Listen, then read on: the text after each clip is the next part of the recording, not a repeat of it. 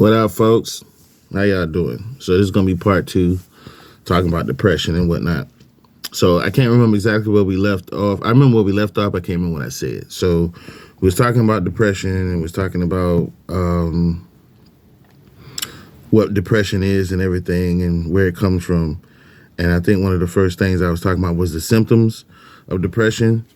I was talking about how some people might feel. So you have the symptoms are persistent sadness, empty feeling, loss or interest in activities, fatigue, insomnia, sleeping too much, difficulty, concentrating, irritability, appetite changes, and thoughts of suicide. I've had all of these things happen to me, all of these things. Depression really puts you in a bad place, but you have to first talk to somebody that's sensible. Talk to somebody that you could trust. If you want to get out of a hole, when somebody throw you a rope, how many people set the rope on fire? It sounds ridiculous, but you can't afford to be around people who you know are not that reliable. When your future is at stake, when your livelihood, your mental awareness is at stake, you have to have the reasoning to know who is going to help you and who is not. You'll feel better about that because you know, hey man, this ship is going down. So-and-so don't even know how to swim. I don't think I want them on my team because they're not going to be an asset. You know how to swim, but you don't want somebody clinging on to you, bringing you down, causing you to drown. I ain't mean to rhyme, but it happened. And you have to really assess your surroundings. You have to do that. It'll be better for you. When you having feelings of suicide, you know, I had somebody call me and say, hey, I'm feeling that kind of way. I was like, oh my gosh. So I stay on the phone with them. I stay on the phone. I love this person very much. I would be toe up if something happened to him. And I'm like, when you coming to me, is anybody else in your corner? That's not something I should be worried about. I shouldn't be worried about who else is there for them when I'm there for them, because I can't control what other people do. I can only, you know, people that's close to me, they know, most of them know each other, especially when it comes to family. I'm like, hey, go talk to so-and-so. Hey, have a conversation with so-and-so. And then you learn that, okay, well, we're all having this conversation with so-and-so, and it's coming out the same.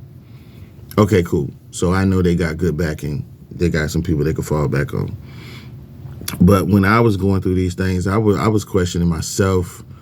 I'm not trying to say that I'm super mentally, you know, aware, but I think that the more I thought about leaving this place, I just thought about, like, why do you feel that way?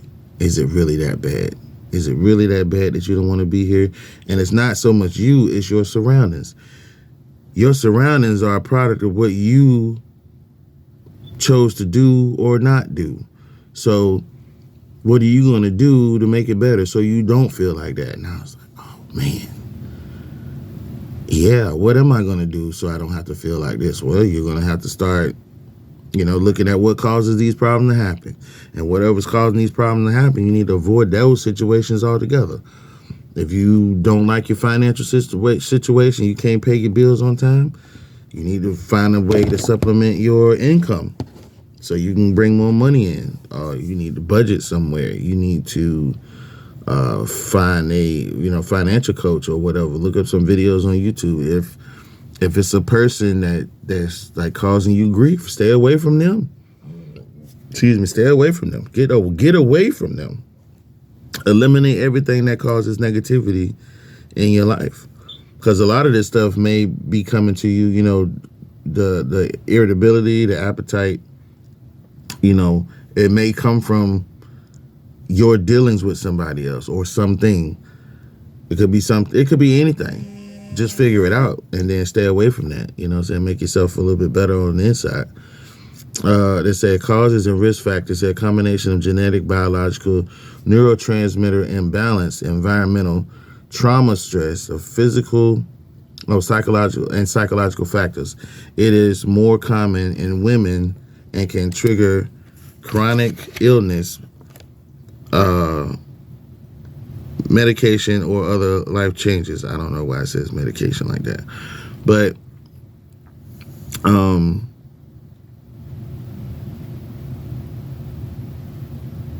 and I do see that too. That it's funny that it said that it's more common in women, and people want to call women crazy. I don't think that women are like that. I think that women are a little bit more fragile as far as taking on stress and things that they don't like, trauma in general. They don't like that. Like when women get cheated on, I'm pretty sure they done put in a lot of time and emotion into this person, and all of a sudden it's gone. And then that's why when they go into the next relationship, they're on their tippy toes and they're walking on eggshells, because the fear is there. The fear of it ending up like the last relationship, but then there's the fear of being alone also. So people, every man and women experience these things, but that in itself, being by yourself, you can never disappoint yourself to the point that somebody else will. If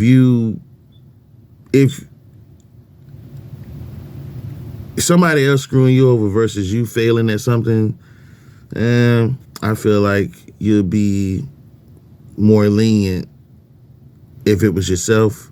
But if somebody else screwed you over and you beating yourself up, it'll be that much worse, because you're really holding yourself accountable. You're really holding yourself accountable, but you're just mad because of the emotions that you gave out and you got screwed over again. It's crazy. Excuse me if you feel like I'm not going over this correctly. I apologize. And then we go into the types. There's major depression, major depressive disorder. This is MDD, persistent depressive disorder. And I guess they call that PDD. There's dysthymia. There's bipolar disorder, includes depression. Perinatal postpartum. I don't even think that's pronounced correctly. Postpartum depression and seasonal affective disorder. Now, seasonal affective disorder, I have no idea what that is, but I'm going to take a guess because I have a friend who was in Iraq and her base was bombed and attacked during Christmas. And she had confided in me and was telling me about how Christmas was a bad time for her, but she'd do it for her daughter. And I was like, wow. It's like, she said that she saw friends die. She saw people get hurt. She saw it was bad. And this girl put her tree up. She put up the nicest tree. It was the cleanest, most plain tree I've ever seen. I don't even think she had lights on it. And she left her tree up for almost a year. I would say she did leave it up for a year, but I can't really, I have to talk to her. But she left it up for almost a year. And we talked the next year about, I said, so how do you feel about Christmas now? I said, because you keep putting up a tree and you go visit family and you do this. She said, well, it's getting better. She said, when I put up the tree, I try to focus more on my daughter and family and being here for her and everything. And I was like, wow. So she understands, and she's going to counseling and everything else. And I'm just assuming seasonal affective disorder, not like it happens. We know what seasonal is. That I've experienced people who go through that, like even me myself, like when I guess people who talk about family reunions, especially during the summertime, we don't have family reunions like that in my family. We do. Those people, I don't know those people who got the same last name as me, but we are related. But yeah, because we're not my immediate family, my brothers and sisters, nieces and nephews, because we are not together like that. get together, it bothers me a little bit. So, you have to kind of push past that and figure out something else. For me, I just started visiting everybody, and the ones that are closest to me, I keep them close, and I make sure I deal with them on a regular basis. Some periodically, some every day, but I try to find a way to get past that and not dwell on it. It said long-term effects. If untreated, depression can lead to severe health issues, including chronic pain, cardiovascular disease, impaired immune function, social isolation, and high mortality rates from, I hate saying this, taking yourself away from him. How about that? I can see where it come from, because sometimes things be so overwhelming. I just be like, what would it be like for other people if I wasn't here? That's the first thing that come to mind. Like,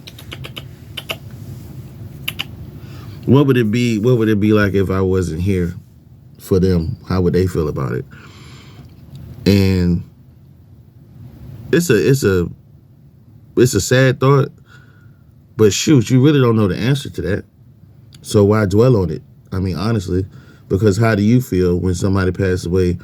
My mom and dad passed away. That hit hard. When other family members passed away, it's like, what could your relationship have been like? What did you not get to say? What did you not get to do? What do you regret doing? What do you regret saying? That's where I go. Like, did you spend enough time together? Did you get to go see them? Did you, call them enough? That's what goes through my head. So I try not to get so down about that. So to basically the long-term effects, like, the chronic pain, the cardiovascular disease, impaired immune function. I try to stay as healthy as possible. I don't do exercise, but I try to stay active. I try to stay mentally healthy. I try to do things that make me happy. People, I won't say smoke weed. Don't do reckless stuff. Don't drink. Don't smoke weed. Don't do anything illegal to make you happy. Don't, that's gonna affect other people. You like playing your music? Don't play your music loud and affect other people, because you're gonna be bummed out soon. Put your headphones on, turn it up. You feel me? But do something that's gonna keep your spirits up, so you don't experience these things. Do it on a regular basis. If you want, I'm gonna go home and clean up, and I'm gonna take a shower, and then I'm gonna play my music, and I'm gonna lay down, or while I listen to the music. But find a place that's gonna make you happy mentally, so you can stay happy every day. When I go to work, I don't rock with certain people. I don't talk to certain people.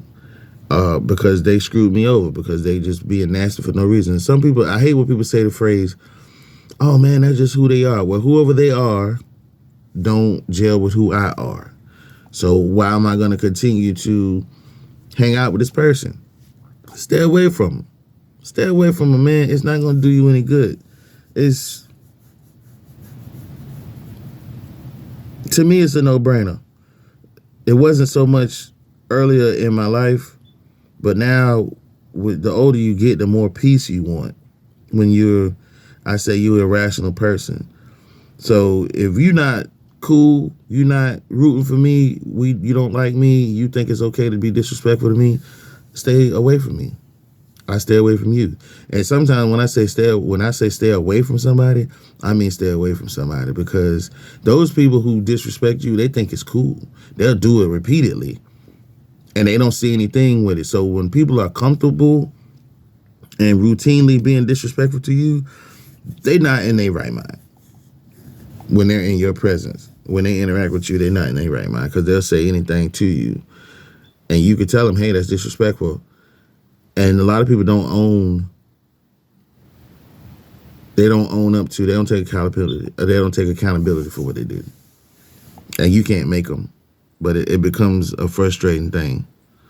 So you got to really, really put yourself first, man. You got to put yourself first. So,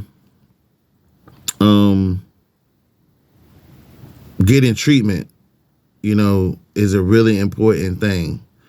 Learning how to deal with it, getting treatment and coping is a real important thing. When you can break down and say, man, I really can't do this, or I'm going to hurt myself, or I'm going to hurt somebody else, or I just can't function. That's when you get to a point where I have to go talk to somebody. I have to figure out how to deal with this, because you're not going to be able to change everything overnight and not going to be able to snap your fingers and fix it. You're going to have to learn how to deal with it. If I got to go to work, go to my job and deal with these people, how do I cope with that? Like I said before, those people are not on my team. They're not my friends. Understand that. Those people don't give a damn about you. If they continue to treat you nasty and be disrespectful, they're not looking at themselves well enough to say, you know what, I'm causing issues in this person's personal life or personal well-being or whatever. And people will say, well, they just need to toughen up. Everybody is not able to do that. But then they also defend people that are weak in the same breath, which is retarded. But that's okay. They'll tell you need to toughen up, but then this person over here needs protection. Get yourself together, man. It's stupid. So, also, like I said, learning how to cope, man. It's going to be hard, but you have to, once you make your mind up that you're going to beat it, that you're not going to be depressed, that you're not going to be unhappy. You have to make your mind up to be happy. You have to make your mind up to be like, I'm not going to be depressed. I'm not going to let this stuff get me down.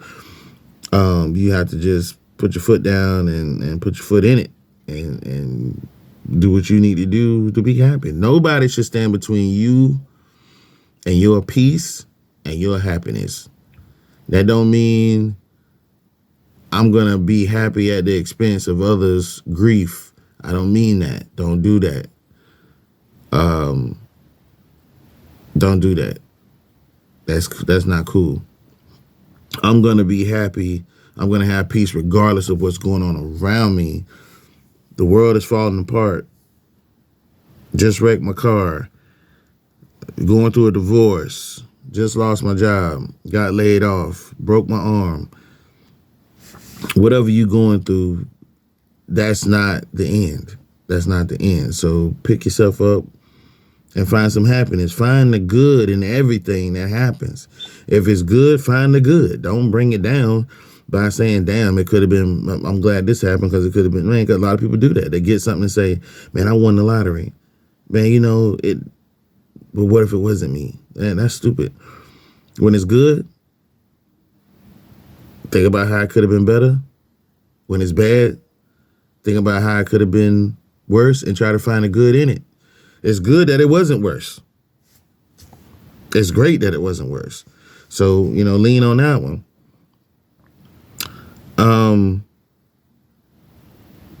There's a number that I'm looking at right now, but I'm not going to give anybody that number. I'm going to say if you need help, know that you need help and just go to the internet and say, help with mental health issues, numbers or whatever.